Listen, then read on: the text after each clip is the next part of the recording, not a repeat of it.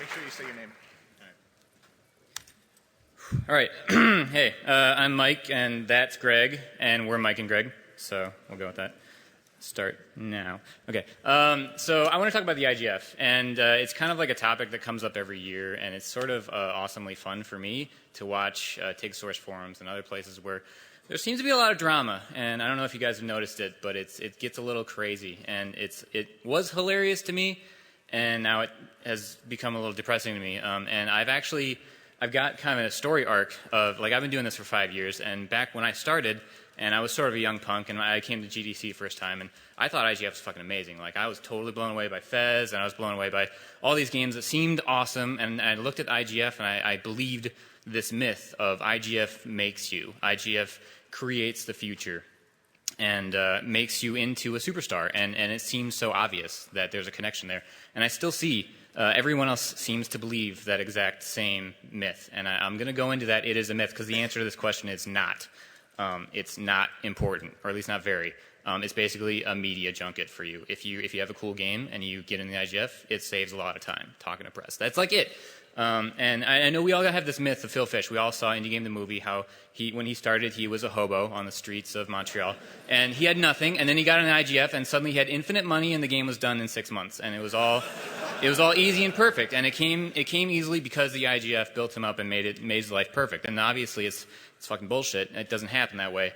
And the only reason that Fez is anything is because nobody on that project, Phil and Renault, and all the people who were key to that project, didn't give up for 5 fucking years. And it's because they worked their asses off, and they gave everything that they had.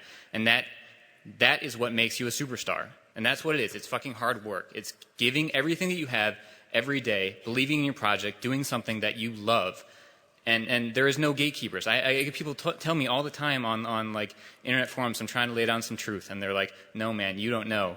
The IGF is a gatekeeper. The IGF is a kingmaker, and these words make no sense to me. And I know what the fuck I'm talking about, because last year I got into IGF, and it was awesome, right? Because it's all your peers and all your friends saying that you made something that was good. And that feels really, really good. And I'm not going to say that it's not great. And obviously IGF is awesome, and I love everyone who's involved with it, but it didn't change my life. It was actually a fucking non-event, you know? Like, I woke up and I saw a bunch of Twitter posts, and I was like, holy shit, awesome. And then I got back to work, you know? And it was actually, for me, it's kind of different, because my game had come out like 6 months earlier, and we already made like 75% of our money, and actually we didn't even have a blip in sales, because nobody gives a shit about the IGF. I'll tell you that right now. You think that you're doing it so you can get a talk with Microsoft. You think you're doing it so Sony will talk to you. Microsoft doesn't email us back. Sony politely didn't email us back. At least they acted like they were interested for a little while. And Nintendo, I gave my pitch document to Shigeru Miyamoto in the hall. He signed it and politely bowed and walked away.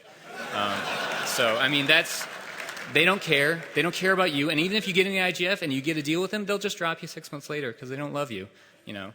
And my point is just that the IGF should not be as big a deal as it is, especially for the new kids. Like, I really want to burst your bubble and tell you that it's not going to save your life. It's not going to change your life. And it's just, you know, shoot for it. You know, try to get a build out for it, because that's fun. And it's good to have a deadline every once in a while. But it's not that big a deal. It gets you a lot of press, and it's cool to have your announcement be with the IGF, because that shows you got some big balls. You're going to hold it in and then let it all come out right there. But it's just an award show, and I get a lot of people are saying that we need to preserve how the IGF brings up small indies, and we need to preserve that aspect of it, and it totally doesn't do that. The Oscars don't do that. Sundance does it, I guess, but Sundance still doesn't get games that nobody knows about, or not games, movies. The good movies still win, and we're not like going to take shitty games and rise them up just because, you know, these are small guys doing it. We're all small. We're all just like 2-3 people doing these things. It's not a charity. And I want to relate a John Blow thing, because everyone, I'm sure, has one. 4 years ago, he said something like, at a talk, he said, just make a great game. And I was so pissed off by what he said. And I thought he was an elitist, like pretentious dude who just, he's not going to share the secret of what it takes to succeed. And he's up there on his pedestal and he's saying, oh, just make a great game. And now I get it, because I've put in 4 years of work since then, and I've made a great game, and I know that it's just hard fucking work. And if you do it, you can all show that amazing thing that you have inside that you want to show to people. You're just going to have to work your fucking ass off to show other people. And that's all I got. So, thanks.